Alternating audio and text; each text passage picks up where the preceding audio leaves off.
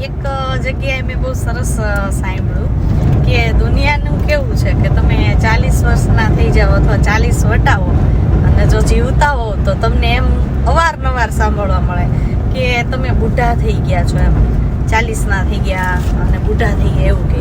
પણ જો તમે 40 વર્ષના થઈ અને મૃત્યુ પામો તો એમ કહેશે કે હાય રે બિચારા ભરી જવાનીમાં મરી ગયા એમ.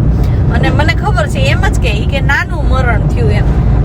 હું ઘણી વાર સાંભળતી હોય કે 50 વર્ષનું કોક ઓફ થઈ જાય તો એમ કે નાનું મરણ થયું એમ, અને દુઃખ વધારે વ્યક્ત કરે બધા. પણ મારું કહેવાનું ઈ જ થાય છે કે દુનિયા છે ને મેં અગાઉ કીધું તો એની જેમ જ કે વખાણી કરે ને ટીકાઈ કરે એની જેમ કે આપણે 40ના થઈ જાય જીવતા હોય તો આપણને બુઢા કરીને અડધા માર નાખે, અને જો મરી જાય તો એમ કે જુવાનીમાં મરી ગયા. એક સરસ વાર્તા મને યાદ આવે છે કે એક બે બાપ દીકરા છે ને એ પોતે ઘોડો લઈને, પહેલાના જમાનામાં તો બધા ઘોડા લઈને હાલતા જ બારગામ જતા, એટલે ઘોડો લઈને જતા હતા. થાક લાગ્યો એટલે એના પપ્પા છે, દીકરો કે પપ્પા તમે ઘોડા ઉપર બેસી જાઓ ને હું કે એક ગામમાંથી નીકળ્યા. એટલે ગામવાળા છે એ બોલવાનું ચાલુ કર્યું એને કે જો તો ખરા ઈ કે કેટલો નિર્દય બાપ છે, ઈ કે બિચારો ઈ કે નાનો છોકરો છે ઈ કે નીચે હાલે છે અને એનો બાપો ઈ કે ઘોડા માથે બેહીને ઈ જાય છે ઈ કે. એટલે બે બાપ દીકરાએ સાંભળ્યું એટલે થોડાક આગળ જતા એના બાપાએ કીધું કે બેટા તું ઘોડામાં બેસ જા અને હું હાલતો આવું છું. વળી એક ગામમાં પહોંચ્યા તો ન્યાય લોકોએ પાછી વાતો ચાલુ કરી કે જો તો ખરા ઈ કે કેટલો નિર્દય છોકરો છે, ઈ કે આ બિચારો બુઢો બાપ છે ઈ કે ઈ હાલીને જાય છે અને પોતે ઈ કે જુવાન જોધી કે ઘોડા માથે બેહી ગયો છે. એટલે વળી બે બાપ દીકરા સાંભળ્યું એટલે મૂંઝાણા ઈ કે હવે શું કરવું. ઈ કે હાલો હવે એક કામ કરી કે બે ઈ કે આપણે છે ને માથે બેહી જાય ઘોડા માથે.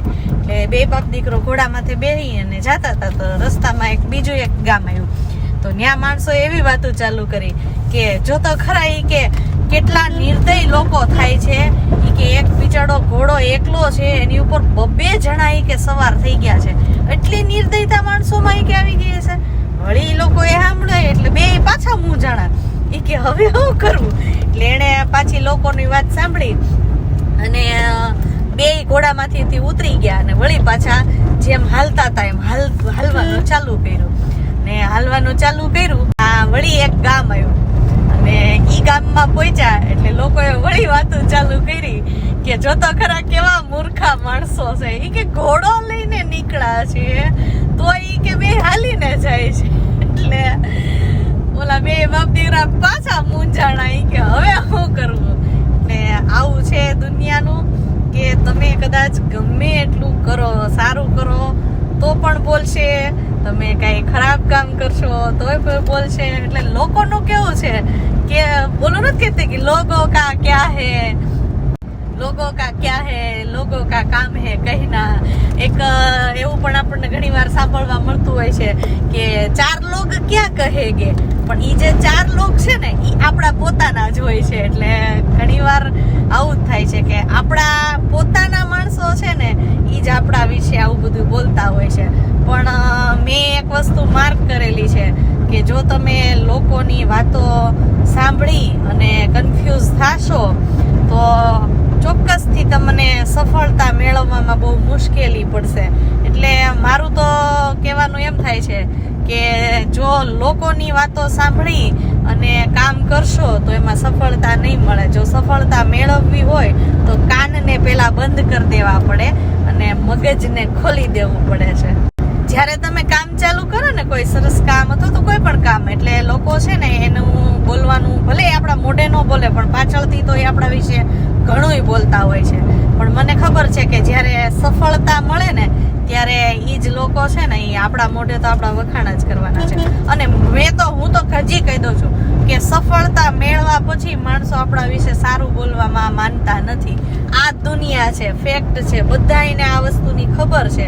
પણ એના માટે મેં કીધું એમ કે એટલું આપણા પાસે હિંમત હોવી જોઈએ કે 4 લોકો શું કહેશે એ વિચાર કર્યા વગર કામ આગળ વધારીએ તો ચોક્કસથી આપણને સફળતા છે એ ઝડપથી મળે છે. બાકી જો તમે લોકોનું સાંભળવા બેસો ને તો તમે કામ છે ને ત્યાંથી જ અટકાવી દો. એટલે મારું તો માનવું એવું છે કે લોકોનું કામ જ છે બોલવાનું અને આપણું કામ છે કરવાનું. તો આગળ કામ કરતા રહ્યો અને સફળતા ચોક્કસથી તમારા હાથમાં હશે.